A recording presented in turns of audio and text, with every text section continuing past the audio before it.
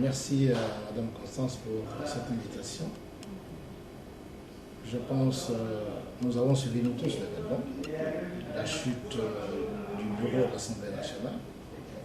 C'était le 14 décembre. Et le 15 décembre, on a clôturé la session.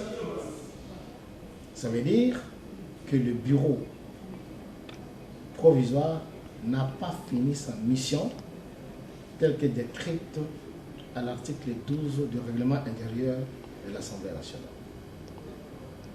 Il est tout à fait normal, comme ils n'ont pas terminé, achevé leur mission, le bureau provisoire doit pouvoir convoquer une session extraordinaire pour vider la question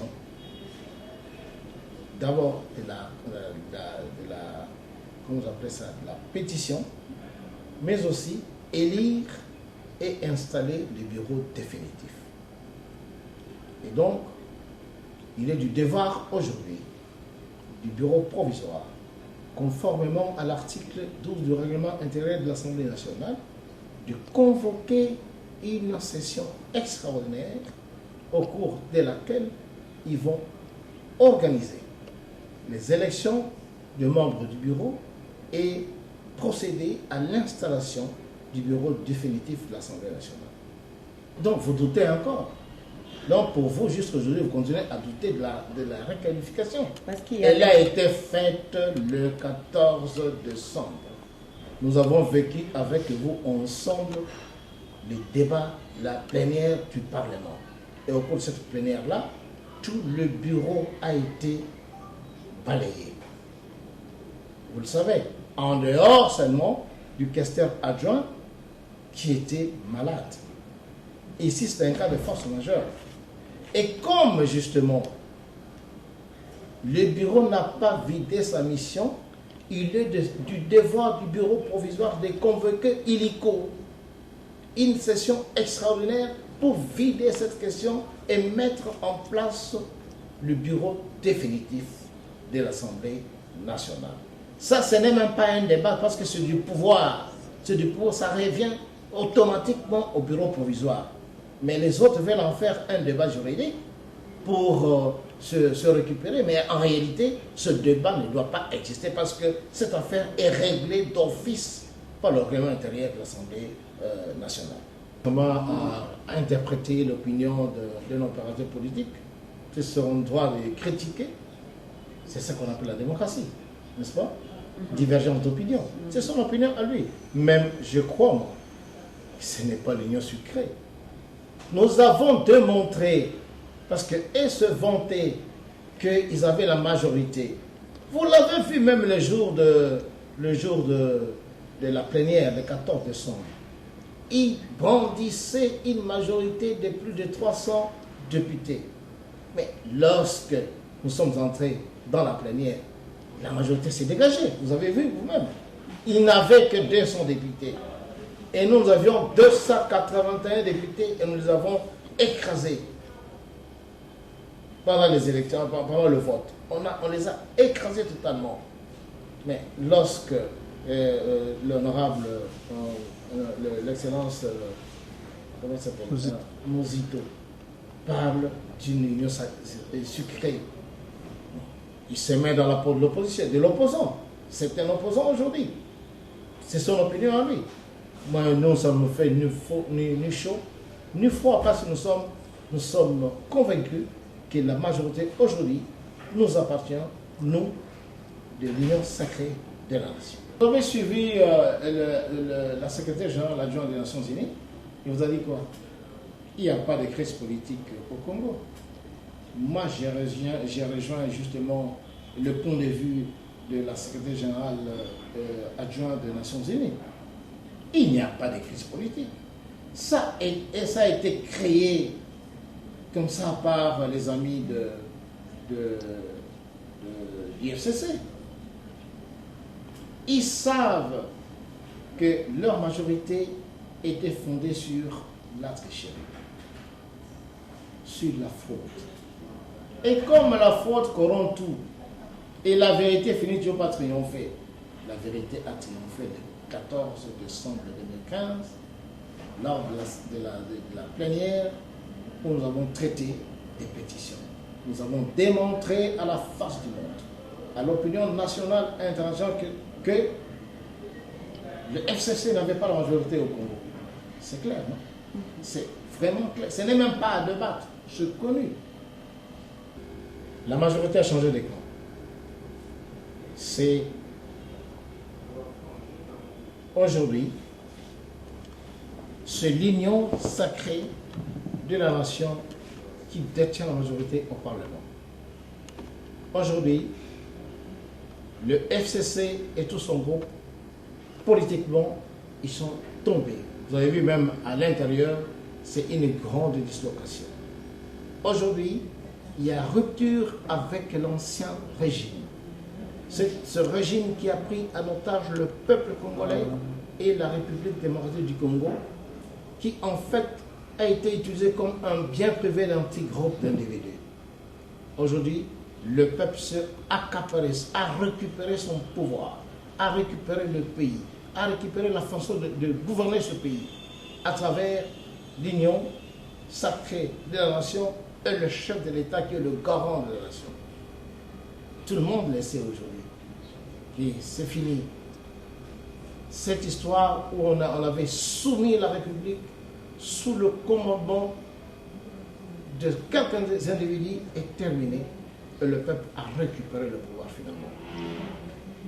Et le président veut diriger le Congo suivant sa vision, qui est une vision patriotique de fils de ce pays. Il n'était pas normal que ce pays soit abandonné entre les mains de quelques individus et au détriment des 6 millions de personnes. Quelques 1000 personnes ou 2000 personnes puissent s'accaparer toute l'urgence de la République au détriment de la grande majorité de Congolais. C'était injuste. Et le monde a compris. C'est pourquoi d'ailleurs, sur le plan diplomatique, vous avez vu les réactions de toutes les grandes ambassades du monde pour appuyer la ligne de conduite, la nouvelle ligne de conduite du chef de l'État. Vous avez suivi ça et j'étais vraiment heureux de constater que le président de la République, en moins de 2 ans, il a libéré le Congo des griffes de la prédation. Le président de la République, en moins de 2 ans, je vous disais la fois passée que c'est de l'intelligence stratégique. Quelqu'un qui libère un pays occupé pendant 24 ans sans coup de feu. Et là, je vous ai dit, je me suis inspiré du livre de Sun Tzu, L'art de la guerre. Soumettre l'ennemi sans un coup de feu. Ça, c'est génial. Ça procède de l'intelligence stratégique. Et voilà, le président a démontré que c'était un grand stratège, un homme extrêmement intelligent. Aujourd'hui, le Congo a été libéré sans un seul coup de feu, malgré toutes les menaces qui guettaient ce peuple et cette république. Et voilà, c'est la grande victoire du peuple congolais. Vous avez vu comment est-ce que tous les Guinois et toute la République a fêté cette grande victoire historique du peuple congolais sur une dictature terrible. Le peuple d'abord. Ça veut dire quoi? La politique, la nouvelle politique du chef de l'État et de son gouvernement va mettre au centre de son action le peuple congolais. Moi, honorable Wenga, je recommande au chef de l'État d'y ajouter Dieu. Il y a 3 valeurs que la nouvelle gouvernance du chef de l'État, 3 valeurs qui doivent primer. Dieu, le peuple, la République. Vous voyez ce triangle-là? Dieu, le peuple, la République. Avant toute chose, il y a d'abord Dieu.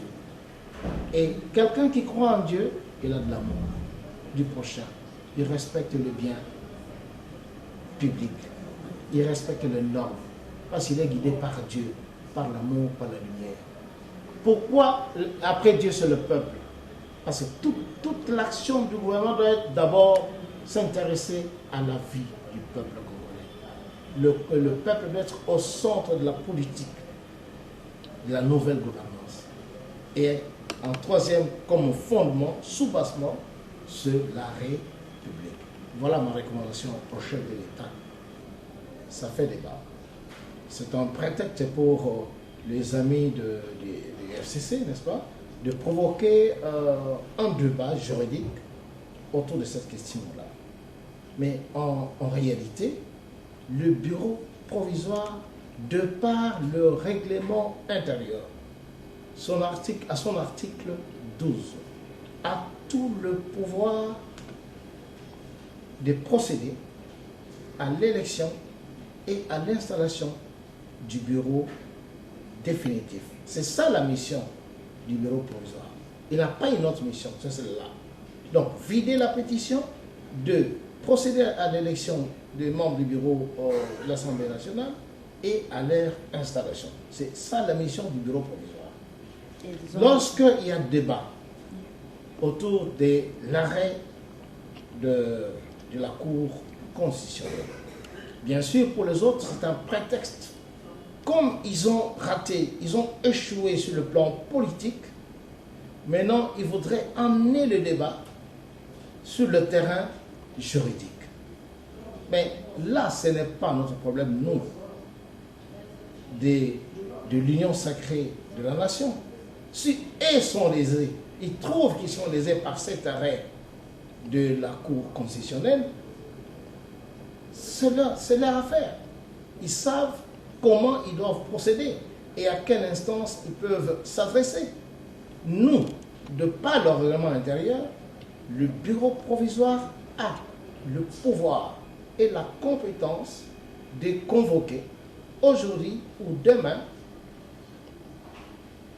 une session extraordinaire pour vider toutes les missions qui lui sont dévolues par le règlement intérieur. C'est clair et net.